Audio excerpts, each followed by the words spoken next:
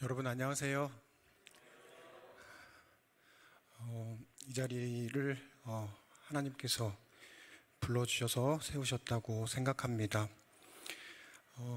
작년 이맘때쯤에 백인우 목사님께서 제게 전화를 해주셨어요. 근데 평소 전화를 저에게 이렇게 하시는 분이 아니신데 전화를 이렇게 하실 때는 뭔가 시키실 일이 있겠구나 라는 생각을 하면서 전화를 받았습니다. 아니나 다를까 이 연말에 특별한 순서를 준비하고 계신데 그 자리에 올 수 있는지 제게 물으셨고, 제 개인적으로 하나님과 맺은 약속이 하나 있는데요. 누가 설교나 혹은 강의에 대한 요청을 하시면 절대 거절하지 않는다. 그게 제 하나님과의 약속이어서 목사님 전화를 받자마자 바로 그렇게 하겠다고 말씀을 드렸습니다. 그리고 1년이라고 하는 시간을 사실 은혜의 기간처럼 보내고 있었는데 1년이 너무 빨리 지나서 열심히 일하다 보니까 벌써 1년이 다 지나고 약속했던 그 시간이 와서 지난주 좀 당황을 했지만 정신을 차리고 다시 이 말씀에 집중하기 위해서 그렇게 시간을 보냈던 그 말씀을 이 시간에 잠깐 드립니다. 여러분, 제가 한 주 동안 함께 나누고 싶은 주제는 용서에 관한 것입니다. 용서는 가고 싶지는 않은데 반드시 가야만 하는 길입니다. 그래서 제가 이 주제를 왜 택하게 되는지에 대한 생각을 좀 정리를 해봤는데요. 첫 번째는 이 연말이 맞춰지기 전에 제 개인적으로 여러분들에게 이 말씀을 드리고 있지만 먼저 제 개인적으로 하나님의 용서를 다시 한번 생각하고 이 연말 기도주의를 통해서 하나님께 다시 돌아가는 시간을 갖고 싶다. 그리고 그 마음이 우리 함께하는 성도님들께 전달되면 좋겠다. 그런 생각을 하게 되었습니다. 사실 여러 교회와 기관들을 다녔는데요. 이렇게 다니다 보니까 뭐를 보게 되었냐면 우리가 믿음의 공동체, 그리고 하나님께 용서를 받은 용서의 공동체인데도 불구하고 우리가 거하는 그 공동체가 서로 어떤 문제가 생겨서 용서하지 못하는 그런 마음이 얽힌 그런 관계들을 발견하게 되었습니다. 우리 함께 찬양해 주신 우리 찬양단의 경찬팀의 이규일 장로님도 저와 함께 대학에서 근무하고 계신데요. 대학 안에도 이런 서로 용서하지 못하는 그런 마음의 문제들이 겹겹이 쌓여 있습니다. 그래서 저는 제 개인적으로 제가 속한 공동체와 또 이렇게 말씀을 전하게 된 이 별내교회 성도님들에게 우리가 용서의 공동체가 되기를 바라는 마음에서 이 주제를 선택했고 2025년 이 연말이 맞춰지기 전에 우리가 정말 서로를 용서할 수 있는, 그리고 무엇보다 하나님께 내가 용서받은 사람임을 다시 한번 기억하는 그런 시간이 되기를 이 시간 함께 아멘으로 우리 하나님 앞에 고백하면 좋겠습니다. 이번 한 주 동안에 여러분들에게 부탁할 것이 하나 있습니다. 그것은 뭐냐면 제가 PPT를 준비를 했지만 제 PPT 안에는 성경절이 들어가 있지 않아요. 다시 말해서 한 주 동안에 가지고 계신 성경책을 꼭 가지고 오시면 좋겠고, 혹시 성경책을 못 가져오신 분들은 성경 앱을 통해서 성경 말씀을 함께 찾아보고 읽으면 좋겠습니다. 오늘 함께 읽을 본문의 말씀은요, 마태복음 18장 21절에서 35절에 있는 말씀입니다. 우리가 잘 아는 1만 달란트 빚진 종의 비유이고요. 제가 홀수절을 읽고 여러분들이 짝수절을 읽어주시면 되겠습니다. 마태복음 18장 21절에서 35절에 있는 말씀 제가 먼저 읽도록 하겠습니다. 그때 베드로가 나와 이르되 주여, 형제가 내게 죄를 범하면 몇 번이나 용서하여 주리이까? 7번까지 하오리까?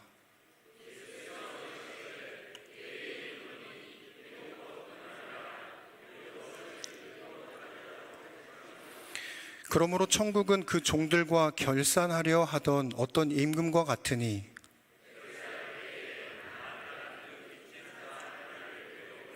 갚을 것이 없는지라 주인이 명하여 그 몸과 아내와 자식들과 모든 소유를 다 팔아 갚게 하라 하니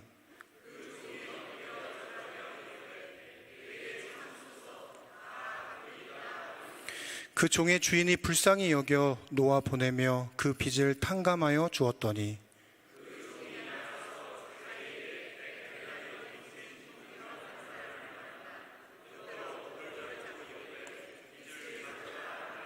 그 동료가 엎드려 간구하여 이르되 나에게 참아주소서, 갚으리이다 하되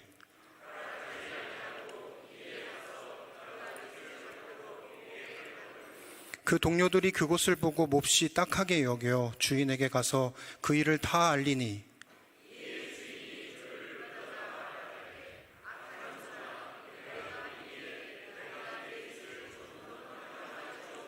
내가 너를 불쌍히 여김과 같이 너도 내 동료를 불쌍히 여김이 마땅하지 아니하냐 하고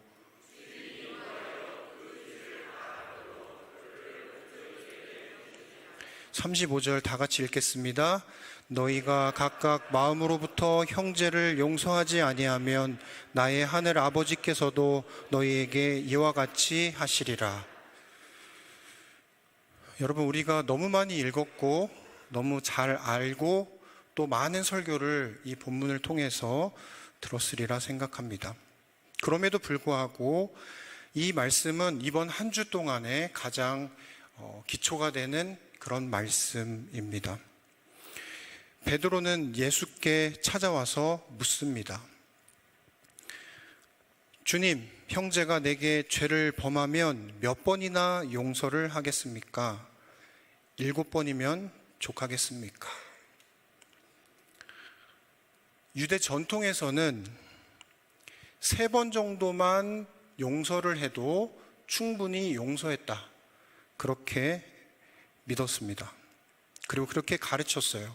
그런데 베드로는 유대 전통을 뛰어넘고 놀랍게도 아주 관대하게 7번 용서를 하겠다는 제안을 하면서 예수님께 은근 칭찬을 받기를 기대했습니다. 그런데 예수님의 답은 충격적이었습니다. 7번뿐만이 아니라 얼마요? 70번씩 7번이라도 용서하라고 말씀하시는 것입니다. 여러분, 이 70번씩 7번이라고 하는 이 얘기는 하나님께서 우리를 향해서도 70번씩 7번이라도 내가 죄를 지어도 그렇게 용서하시는 하나님이라고 하는 사실을 이 안에 말씀하고 계시는 것입니다. 그리고 그 하나님께서 뭐라고 하시냐면 70번씩 7번이라도 누군가 너에게 찾아와 용서를 구하면 용서하라고 말씀하세요. 그래서 예수님은 숫자의 확대가 아니라 용서라고 하는 것의 본질적인 속성을 지금 여기서 말씀하고 계십니다. 다시 말해서 용서는 내가 1번, 2번, 3번 벌써 이렇게 숫자를 세면서 용서했다라고 하는 그 계산이 아니라 그냥 하나님께서 용서하셨기 때문에 나도 누군가를 하나님이 나에게 하셨던 것처럼 숫자를 세지 말고 계산하지 말고 용서하라고 말씀하고 계신 거예요. 그게 삶의 원리라고 말씀하고 계십니다. 자, 이제 장면 1로 넘어가 보도록 하겠습니다. 이 본문에서는 두 장면이 나오는데요. 첫 번째 장면은 임금과 1만 달란트 빚진 종 사이의 이야기입니다. 그리고 그 이야기는 이 빚진 자가 용서를 받는, 탕감을 받는 은혜 이야기입니다. 그리고 여기에서 등장하는 1달란트를 노동자 약 6,000일의 품삯이라고 얘기하고 있는데, 이것을 1만 달란트로 계산을 하게 되면 이론적으로 갚을 수 없는 금액이에요. 근데 그 금액을, 그 돈을 탕감하신 거예요. 아주 상징적인 표현이죠. 갚을 수 없는, 상상도 할 수 없는 그 빚을 진 사람을 하나님께서 뭐 하셨다는 얘기냐면 탕감해 주셨다는 뜻입니다. 이것은 하나님과 나 사이의 관계를 말하고 있어요. 하나님은 내가 지은 죄가 얼마만큼 있든지 간에 뭐 하신다는 얘기예요? 그것을 탕감하고 용서하신다는 말씀을 하고 계신 것입니다. 그리고 종이 빕니다. 조금만 참아 주십시오. 제가 뭐 하겠대요? 다 갚겠다고 얘기합니다.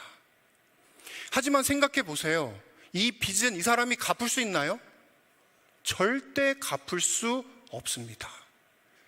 그런데 이 사람은 뭐를 모르고 있냐면 자신이 그 빚을 갚을 수 없는 존재라고 하는 것을 지금 모르고 있어요. 마찬가지로 우리는 하나님 앞에 죄를 지었고 하나님 앞에 용서를 구하고 있는데, 우리는 어쩌면 내가 지은 그 죄, 하나님과 나 사이에 있는 그 빚의 관계에서 내가 조금이라도 무엇인가를 하면 그 빚의 탕감에 도움이 될 거라고 착각을 한다는 겁니다. 그리고 여기에서 그 임금은 우리 하나님이신데, 그 임금은 동정함으로 인해서 그 모든 빚을 한순간에 탕감시켜 버렸어요.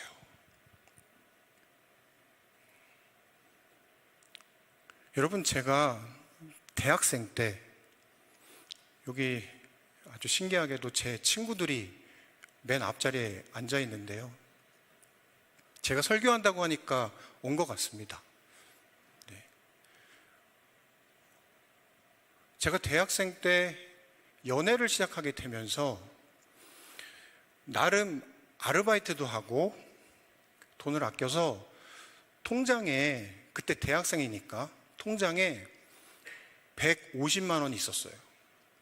그 대단히 큰 돈입니다. 지금 여러분들한테는 큰 돈이 아니지만 대학생 때 제가 돈을 모아가지고 150만 원이 통장에 있었어요. 그래서 용돈을 받으면 용돈 쓰고 또 남는 돈 적축하고 하면서 여유롭게 대학 생활을 즐기고 있었어요. 그런데 연애를 시작하니까 매일매일 만나고 매일매일 밥 먹고 매일매일 같이 활동을 하니까 제 통장의 잔고가 눈에 띄게 뚝뚝 떨어지기 시작하는 겁니다.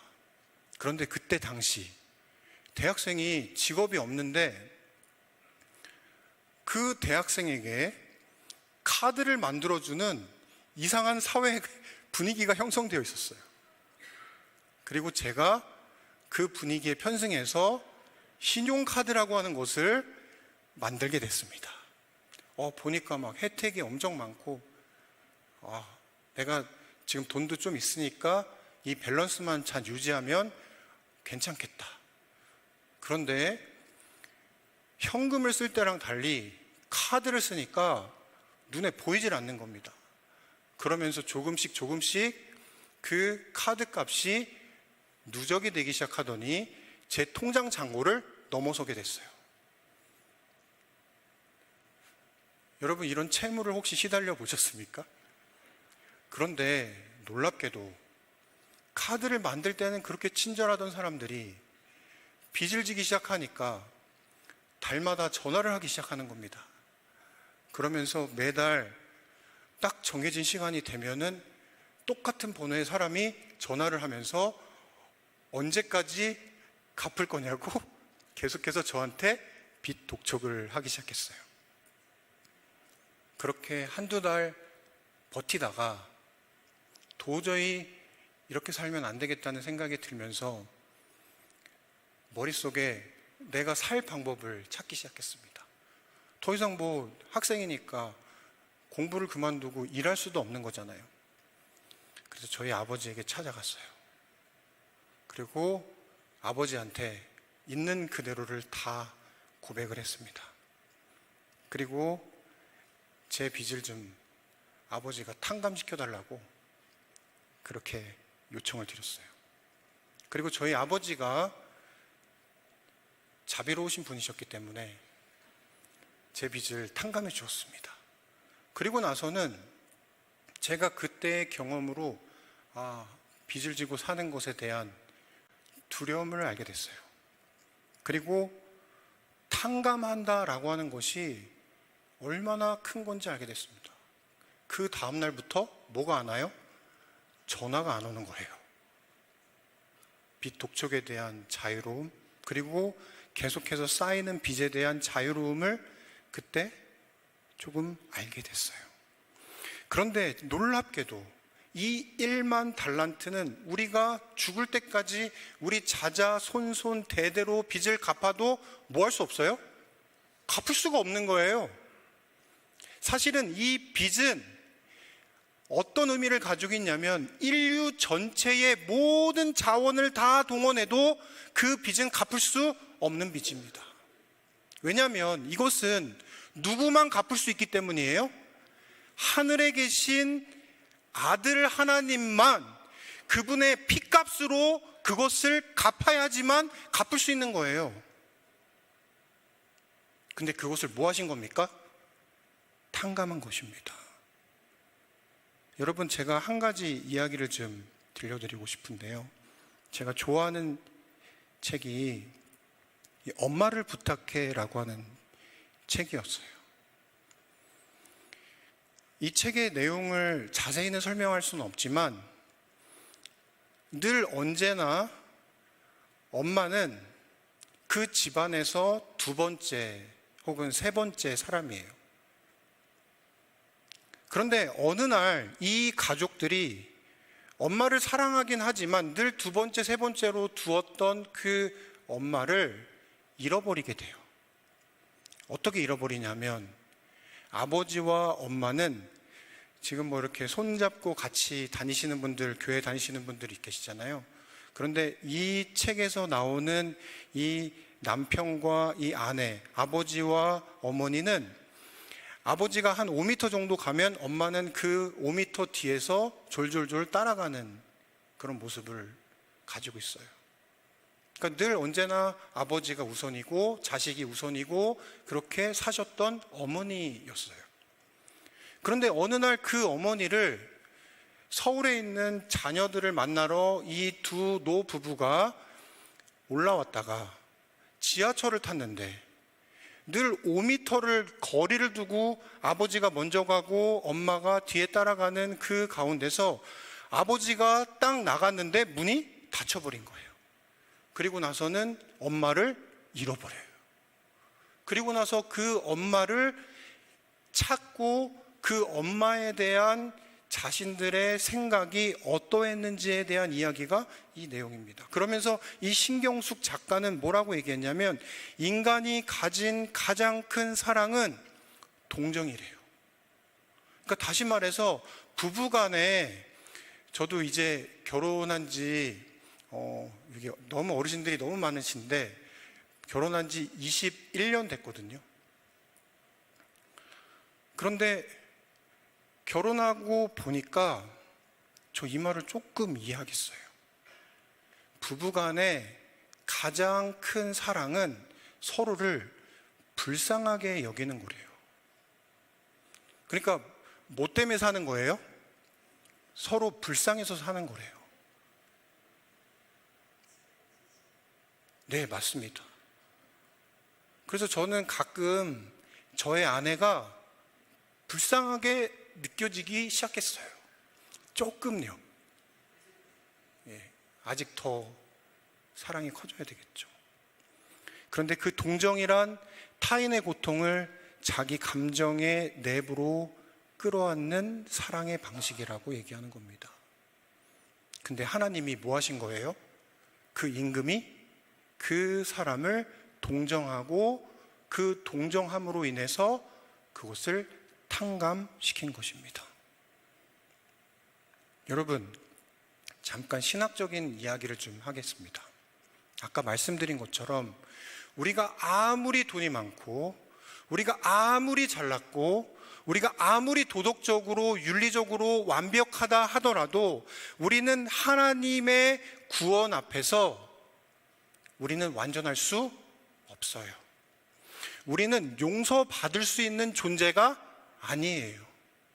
우리는 탕감받을 수 있지 않아요. 그러면 어떻게 구원을 받을 수 있을까요? 많은 사람들이 하나님께서 주시는 그 구원을 붙들고 내가 열심히 노력하면 구원을 얻는다고 생각해요. 근데 구원은 그렇지가 않아요. 구원은 전적으로 하나님께서 탕감할 수 없는 나의 상태를 동정하셔서 나를 너무 사랑하시기 때문에 나의 그 부족함을 하나님께서 바꿔주시는 겁니다. 그리고 그것을 뭐라고 부르냐면 용서하시는 것인데 그 용서받은 사람이 칭의를 얻게 됩니다. 다시 뭐가 되는 거예요? 하나님의 자녀가 되는 것이죠. 그리고 나서 그 사람이 조금씩 하나님처럼 변화되는 변화의 과정을 겪게 되고 어느 순간 그 변화가 시간이 지나면 지날수록 계속해서 변화되다가 하나님이 오셨을 때는 구원을 받게 되는 겁니다. 그래서 칭의 플러스 성화가 구원이 아니라 나의 도덕적인 혹은 나의 윤리적인 나의 의지, 노력 그런 것들이 들어갈 수는 있지만 그것이 들어갔기 때문에 내가 탕감받은 게 아니라는 뜻이에요. 전적으로 하나님의 은혜로 우리는 탕감받은 것입니다. 이렇게 이 사람이 탕감을 받게 돼요. 그리고 나서는 이 장면은 두 번째 장면으로 전환이 됩니다. 그리고 나서 이 탕감받은 종이 룰루랄라 어떻게 보면 로또를 탄 것처럼 그렇게 기분 좋은 마음으로 나왔는데 누구를 만나요? 자기에게 빚진 자를 만납니다. 근데 그 빚이 얼마래요? 100데나리온입니다. 약 100일. 그러면 한 3달 정도 되겠죠? 그러면 만약에 한 300만 원 받는 사람의 그 월급쟁이라고 한다면 한 900만 원? 많게는 1000만 원 정도 돼요. 그러면 이 1000만 원 정도 되는 이 돈이라면 현실적으로 갚을 수는 있어요? 없어요? 시간이 걸릴 뿐 갚을 수 있습니다. 즉 다시 말해서 이 본문의 말씀을 통해서 뭐라고 말씀하시냐면 우리에게는 용서 못할 빚은 없다. 그러나 여러분, 용서가 쉽습니까? 쉽지 않아요. 제가 예전에 있었던 한 교회에서 교인 간에 문제가 생겼어요. 그 문제가 생기고 나서 그 A라고 하는 교인이 딱 들어오시잖아요. 그럼 같이 싸우게 된 그 B라고 하는 분이 만약에 여기 앉으시면 그 A라는 분은 저기 끝에 앉고 딱 들어와서 B라는 분이 여기 앉아 계시면 그 A라는 분은 여기 앉고 딱 교회를 같이 다니고 있는데 뭐를 못하는 겁니까? 용서를 못하는 거예요. 그래서 한 번은 제가 조금 더 신앙을 더 오래 하신 분을 찾아가서 이렇게 얘기했어요. 집사님, 그래도 집사님이 오랫동안 신앙하셨는데 집사님이 좀 용서해 주세요. 하나님이 집사님 용서해 주셨잖아요. 집사님 용서 좀 해주세요. 그러자 그 집사님이 이렇게 얘기하셨어요. 내가 하늘나라 못 가도 용서는 못하겠다고. 그만큼 용서가 쉬워요, 어려워요? 어려운 겁니다. 그러나 오늘 그러한 도전이 있음에도 불구하고 하나님의 약속의 말씀은 뭐라고 하고 계시냐면 너에게 용서 못할 빚은 없다. 이유는 왜요? 우리가 갚지 못할 그 빚을 하나님이 이미 뭐 해주셨기 때문에요?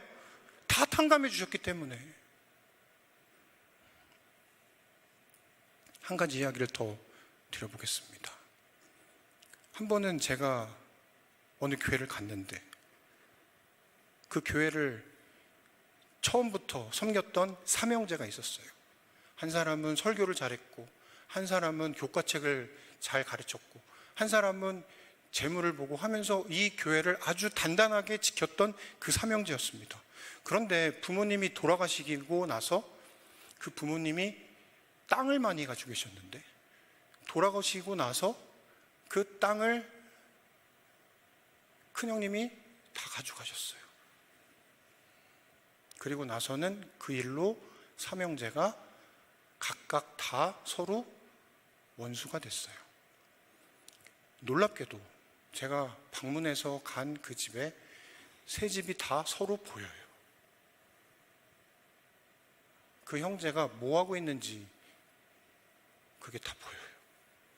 그런데 뭐 하지 않냐면 서로 더 이상 인사를 하지 않는 겁니다. 교회도 안 나와요. 서로를 감옥에 가두고 그리고 자신을 감옥에 가둬서 더 이상 형제 간의 만남이 사라진 그 모습을 보았습니다.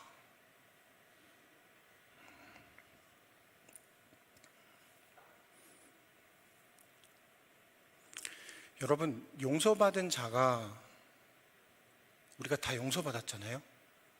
그 용서받은 자가 용서하지 않을 때의 결과가 뭔지 아십니까?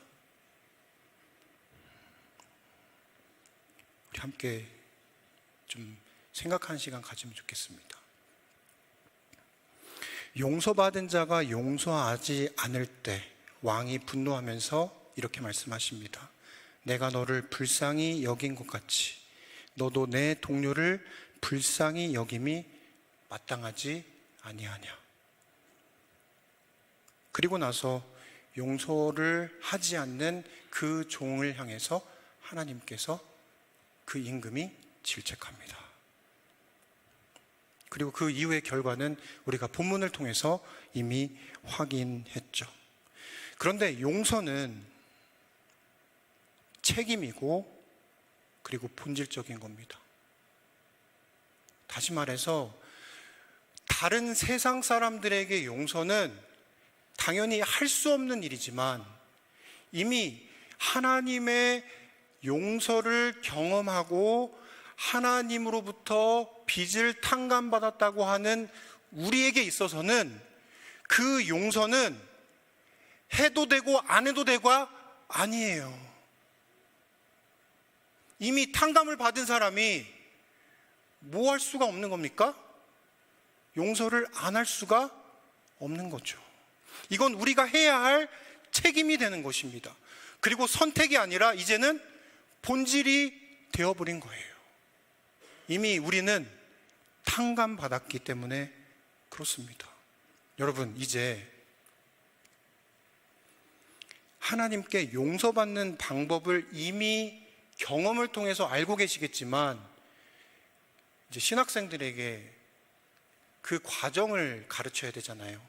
한번 여러분들이 알고 있는 내용이지만 함께 살펴보도록 하겠습니다. 하나님께 용서받는 방법이 있어요. 첫 번째는 하나님이 그 사람을 마음을 두드려서 그 사람을 하나님께로 돌아오도록 부르세요.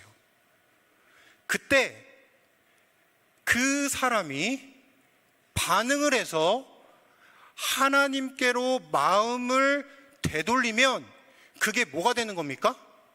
회개가 되는 거예요. 탕자가 세상이 좋다고 아버지 집을 떠나서 세상으로 나갔지만 세상에서 온갖 시련과 고통 다 겪고 돈 다 잃고 망가지고 아프고 그러다가 누구 생각이 난 거예요? 아버지 생각이 났고 아버지 집이 생각이 났어요. 그리고 그때 마음이 조금씩 동하기 시작하면서 발걸음을 어디로 향합니까? 집으로 향해요. 집으로 향할 때 그 사람이 뭐 한 거예요? 회개하는 겁니다. 이 자리에 여러분 왜 오셨어요? 아버지 집에 아버지 만나러 오신 거잖아요. 연말 기도주일을 통해서 하나님 더 만나기 위해서 오신 거잖아요. 그게 바로 회개입니다.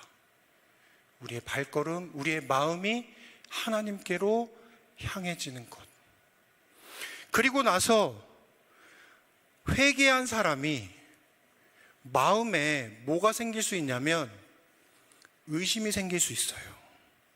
의심이 생길 때 그 사람에게 필요한 것은 무엇일까요? 이 용서가 아버지가 나에게 주시는 선물임을 믿는 겁니다. 그의 피로 말미암아 죄 사함을 받는다고 에베소서 1장 7절에서 말씀하셨어요. 우리가 할 일은 그리스도가 이미 이루신 용서를 믿는 것뿐입니다. 받아들이는 것뿐이에요. 회개에서 돌아온 그 아들이, 탕자가 그 다음에 해야 할 일은 아버지가 나를 용서하셨다는 것을 뭐 하는 거예요? 믿는 겁니다. 그리고 나서 그 아버지에게 숨김없이 자기의 죄를 다 고백하는 거예요. 나의 허물을, 내가 지었던 모든, 아버지의 마음을 아프게 했던 모든 것들을 다 아버지 앞에 고백하여. 하나님께서 이렇게 말씀하십니다. 우리가 우리 죄를 고백하면 그를 깨끗게 하신다고 요한일서 1장 9절에 말씀하셨습니다. 그런데 여기에 중요한 게 있어요. 네 번째입니다. 그것은 우리 재림교인들이 잘 갖지 못하는 것인데요. 이 네 번째는 용서에 대한 확신입니다. 그런데 제가 신학생들을 만나서 신학생들이 들어올 때는 1학년 때 들어올 때는 목회하겠습니다. 당당하게 합격하고 나서는 제가 이 신학숙 활동 프로그램 잘하겠습니다. 그런데 1년을 보내고 나서 2학년째가 되잖아요. 그러면은 상담을 해보면 제가 지금 목회가 지금 할 만한 상태가 아닌 것 같습니다. 그러면서 이 친구들이 자신의 그 영적인 상태에 대한 그 감정들을 막 얘기를 해요. 그런데 이때 우리에게 필요한 것은 우리의 감정을 보는 것이 아니라 내 감정은 지금 바닥이라도 그때 뭐를 붙들어야 된다는 겁니까? 약속을 붙들어야 되는 것입니다. 때로는 죄책감이 남아있을 수 있어요. 그러나 용서는 감정에 근거한 것이 아니라 하나님의 약속에 근거한 것입니다. 내가 지금 기도할 마음이 아니야. 지금 내가 누구랑 관계가 불편해서 내가 지금 저 사람 사랑할 수 있는 상태가 아니야 라고 하는 그런 감정의 문제가 아니라는 거예요. 이거는 약속을 붙드는 일이고 그 약속을 붙들면서 내가 그 사람을 사랑할 수 없지만 그 사람을 뭐 하는 겁니까? 약속을 붙들고 사랑하기로 선택하는 거예요. 그리고 나서는 새로운 삶을 향한 순종의 길을 살아가는 것이죠. 이게 하나님께 용서받는 방법입니다. 우리 밑에 있는 글 한번 읽어볼까요? 자, 보이시죠? 시작.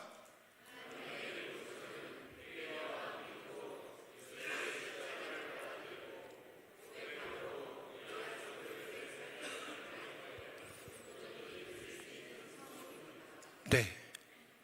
다시 말해서 내 감정에 치우쳐서 지금 내가 용서받았는지 안 받았는지를 의심할 것이 아니라 뭐를요? 하나님의 약속의 말씀을 붙들고 내가 용서받았음을 하나님께 의지하며 고백하는 것입니다. 여러분, 그러면 내가 용서를 받았는지 못 받았는지 어떻게 알 수 있을까요? 내가 하나님께 용서를 받았는지 아는 방법은 첫 번째로 아까 말씀드린 것처럼 약속에 근거한 확신을 갖는 것입니다. 감정이 아니라 말씀에 근거하는 것입니다. 나는 지금 용서받았나? 나는 지금 구원을 받았나? 의심하고 있잖아요. 그때 뭐 하라는 거예요? 주님의 약속의 말씀을 근거로 내세우시는 거. 하나님 선물로 주시지 않았습니까? 그리고 죄책감이 사라지지 않아도 용서받을 수 있다는 것을 이해하셔야 돼요. 감정이 남아있지만 그 감정이 남아있기 때문에 내가 용서받지 못한 것이 아니라는 거예요. 죄책감은 감정이고 감정은 느리게 따라옵니다. 하지만 감정이 남아있음으로 인해서 용서받지 못함이 아닙니다. 하나님은 이미 뭐 하셨는데요? 용서하셨어요. 그런데 내 감정이 그 사실을 늦게 받아들이게 될 수 있는 겁니다. 그러니 뭐를 붙들어야 돼요? 내 감정을 붙드는 게 아니라 하나님의 말씀을 붙들어야 한다고 하는 것이죠.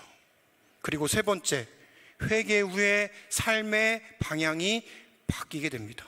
첫 번째로 죄를 가볍게 여기지 않게 되고 다시 죄를 짓더라도 마음이 무뎌지지 않게 되고 하나님을 더 가까이 가고 싶은 갈망이 있게 되고 이전보다 말씀과 기도에 마음이 열려 있게 됩니다.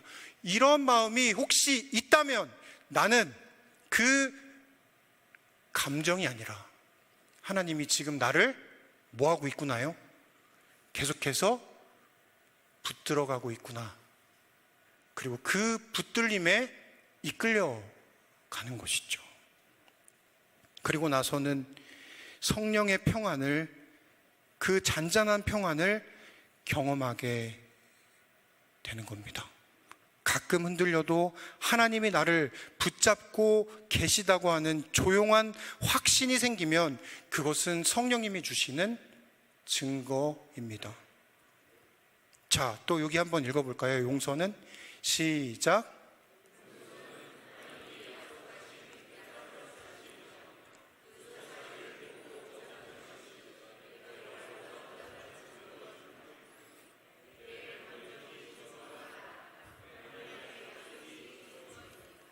네, 오늘 이 밤에 우리가 기억해야 할 것은 바로 이것입니다. 내 감정에 의해서가 아니라 하나님의 약속에 근거해서 내가 용서받았음을 아는 것이죠. 그리고 나서 이 사람에게 가장 중요한 것이 있는데요. 그것은 하나님께 내가 용서받았기 때문에 나타나는 증거가 있어요. 내 원수를 뭐 하게 되는 겁니까? 사랑하게 되는 겁니다. 내가 뭐를 받았으니까요? 용서받았으니까. 내가 어마어마한 빚을 졌는데 그것을 탕감받았으니까. 그런데 만약 내가 용서하지 못하고 있다면 그 사람은 아직 그 빚의 탕감을 뭐 하지 못한 거예요? 경험하지 못한 거예요.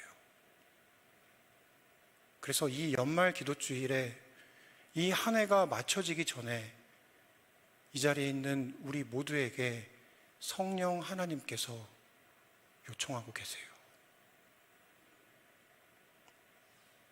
하나님의 용서를 다시 한번 생각하고, 그리고 그 하나님의 용서의 탕감을 내가 경험함으로 인해서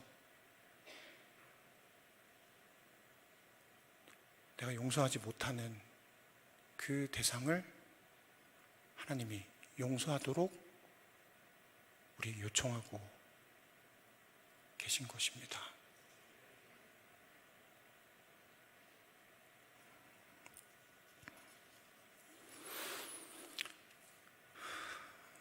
오늘 이 본문 해석에 아주 중요한 포인트를 좀 정리해 볼까요? 우리 죄는 뭐라고요? 1만 달란트입니다. 우리는 용서받을 수 있는 사람들이 아니에요. 그런데 뭐 했다고요? 용서받았어요. 뭐에 근거해서요? 말씀에 근거해서. 우리가 서로에게 지는 빚은 1만 달란트가 아닙니다. 정말 커요. 이거는 우리가 용서하기 쉽지 않은 그런 빚입니다. 그러나 그 지는 빚은 우리가 갚을 수 있는 100데나리온입니다. 그리고 그것을 하나님께서 도와주실 거예요. 세 번째, 용서는 감정이 아니라 우리가 당연히 해야만 하는 책임입니다. 그리고 마지막으로 용서받은 자는 용서하는 존재로 하나님께서 부르신다는 사실이에요. 오늘 끝으로 제가 한 이야기를 드리고 말씀을 드리도록 하겠습니다.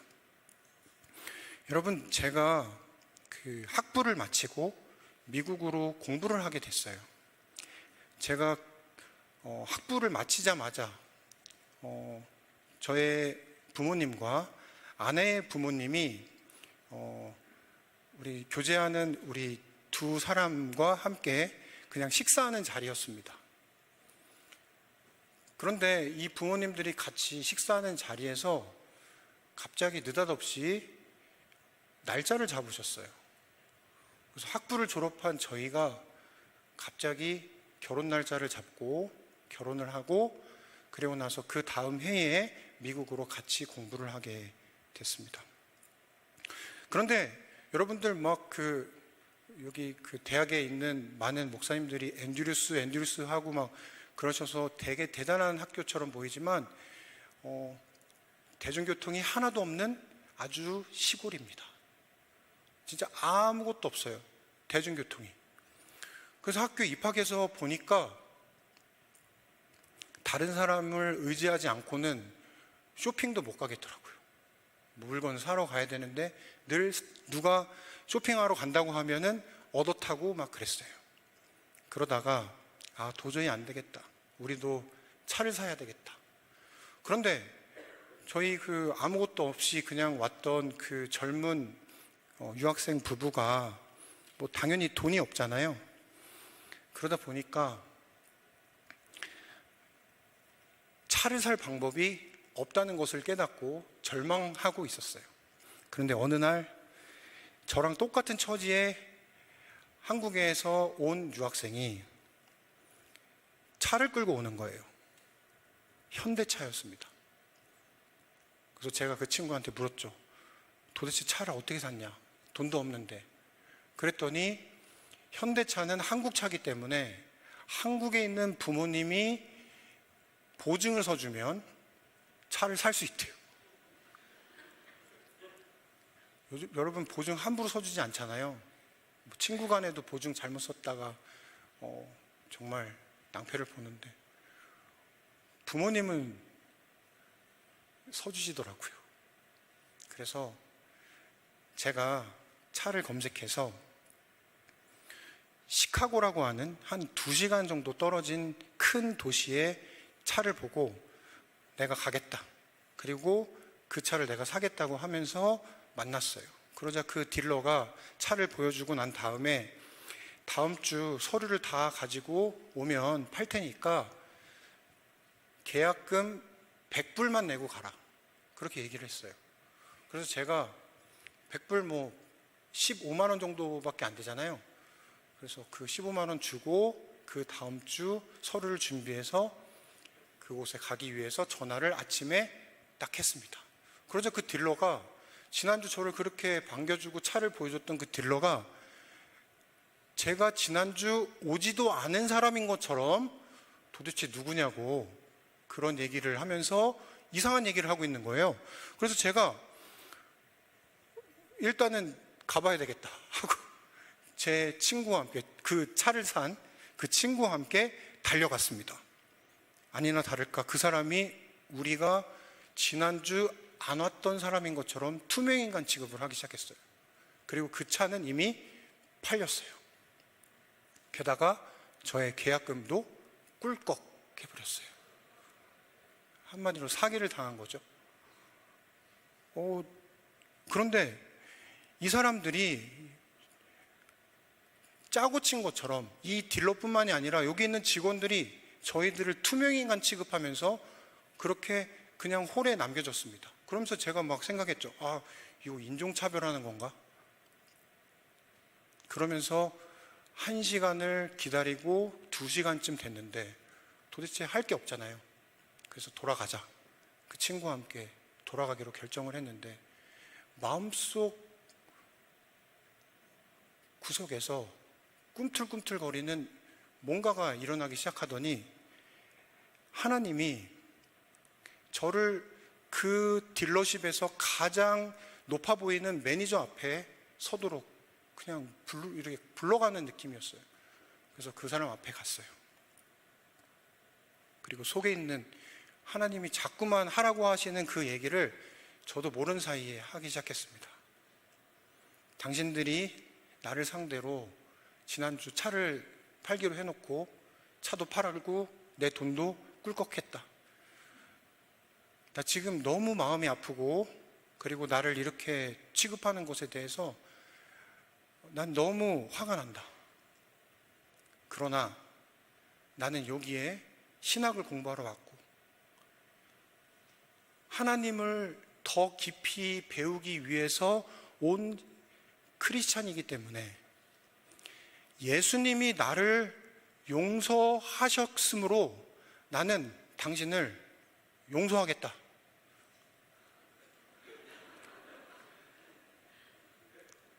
그런 얘기를 저도 모르는 사이에 그 사람한테 했어요. 당신이 나에게 어떻게 하든 상관없이 나는 용서받은 사람이니까 당신을 용서하겠다.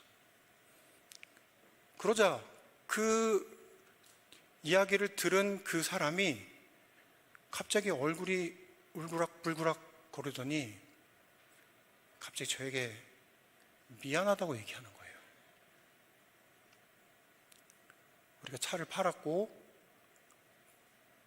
그리고 당신 돈도 내가 다시 돌려주겠다. 너무 미안하다. 그래서 그 순간 그렇게 마무리되고 저는 그 사람을 용서하면서 그 자리를 나오게 됐어요. 그런데 딱 나가면서 어떤 생각이 들었냐면 아침에 저도 모르게 책을 하나 챙겨왔는데 제가 그 시조사 밥으로 평생 살아온 저희 아버지가 문서전도 하셔서 산 사람이거든요.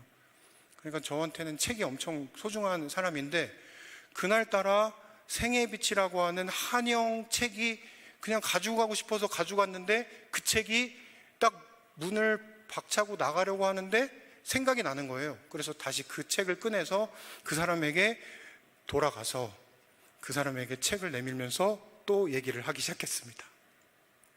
이 책은 우리 아버지가, 내 친아버지가 하나님께 용서받고 구원을 확신하게 된 책이다. 그리고 나 역시 이 책을 통해서 하나님의 구원을 맛보게 됐다. 당신이 이걸 읽든 안 읽든 상관없다. 그러나 나는 이 책을 당신한테 선물로 주고 싶다.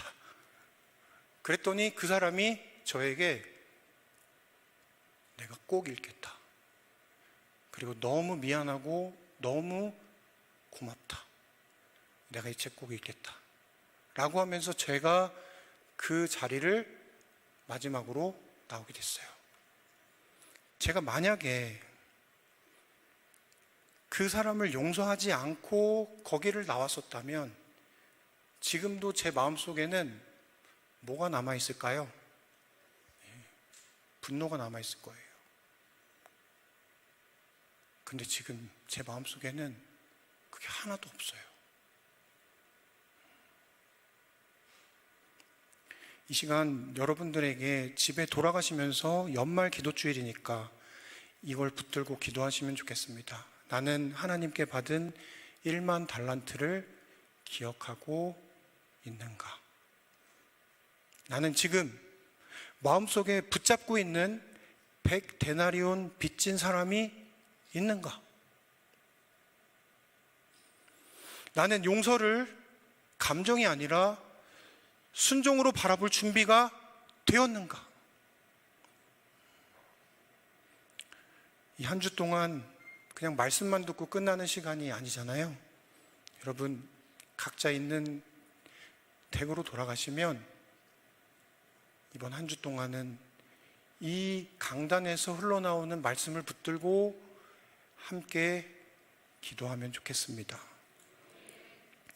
용서의 공동체는 상처를 계산하지 않아요. 그리고 은혜로 살아가는 공동체입니다. 저는 이 별내교회가 그 상처가 너무 다 많잖아요.